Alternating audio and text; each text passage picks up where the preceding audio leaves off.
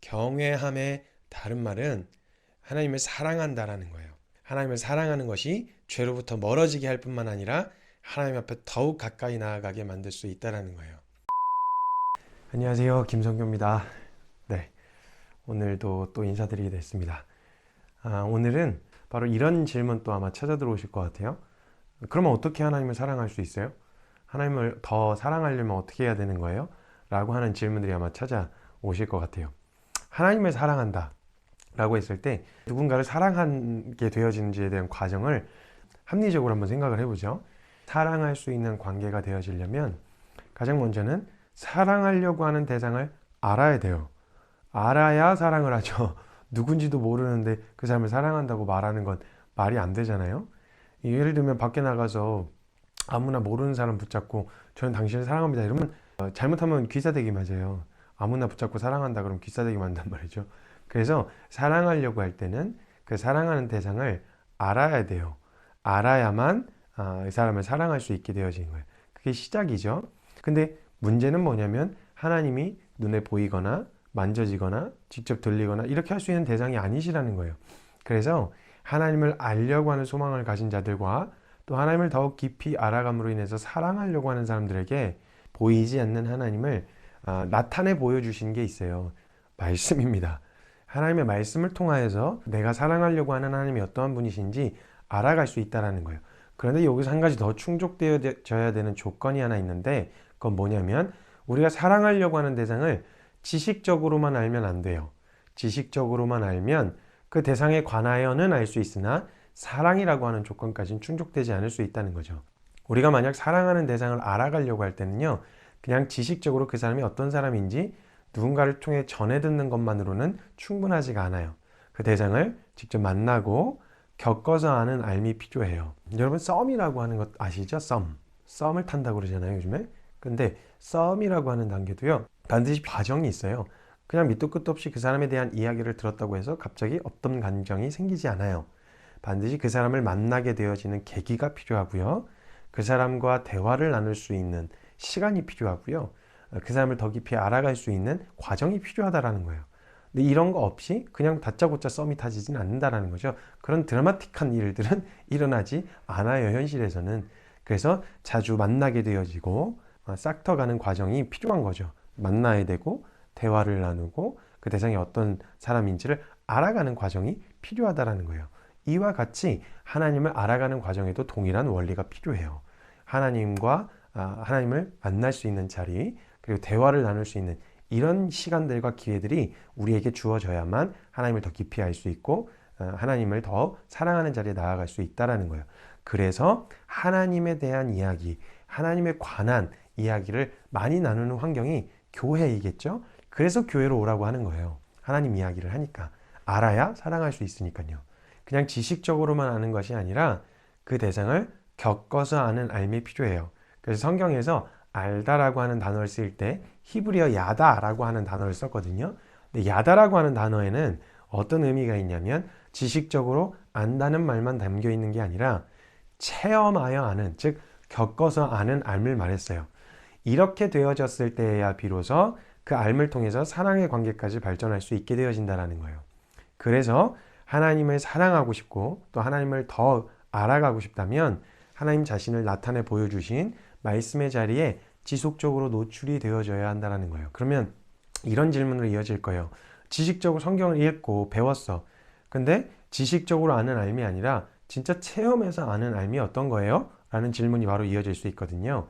그러니까 우리가 지식적으로 아는 하나님을 삶으로 체험해서 경험할 수 있는 길이 딱 한 가지 있습니다. 그것은 뭐냐면 순종입니다. 순종을 통해서 지식적으로 아는 것이 아니라 체험하여 경험하여 알 수 있게 되어진다는 거예요. 그렇기 때문에 순종이라는 것은 이해가 되고 납득이 되고 또는 순종할 마음이 생겨서 하는 게 순종이 아니라 하나님을 더 깊이 알고 싶고 사랑하려고 하나님을 아는 것을 넘어서서 체험하여 아는 알을 우리에게 가져다 주기 때문에 아는 만큼 보여주신 만큼 순종하는 것이 굉장히 중요해요. 아브라함이요, 하나님의 말씀이 하나 떨어졌습니다. 정말 이해 안 되는 말씀을 하세요. 창세기 22장에 등장하는 사건인데요. 아브라함이 아들 이삭, 100세가 되어서 얻은 아들 이삭을 하나님께 제물로 바치라고 하는 명령을 받은 거예요. 상식적으로 납득이 가시나요? 합리적인 명령인가요? 아니란 말이죠. 그러니까 합리적이지도 않고 납득이 되어지지 않으면 아브라함은 반문할 수 있었을 거예요. 하나님이 주셨잖아요. 하나님이 약속해서 주신 아들이잖아요. 이렇게 반문할 수 있었을 텐데 아브라함은 하나님으로부터 떨어진 명령에 순종하기로 결정해요. 이해가 된 것도 아니고 상식적으로 납득이 되는 것도 아니에요. 그렇다고 순종할 마음이 부어진 것도 아니었단 말이죠.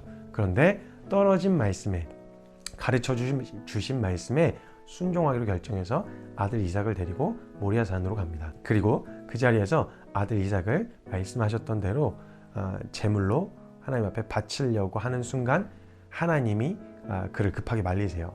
진짜 찌르려고 했던 거예요. 하나님이 말리셨다는 얘기는. 근데 그 순종의 자리에 아브라함이 서고 났더니 보았던 게 뭐였냐면 여호와 이레의 하나님을 경험해서 알 수 있었습니다.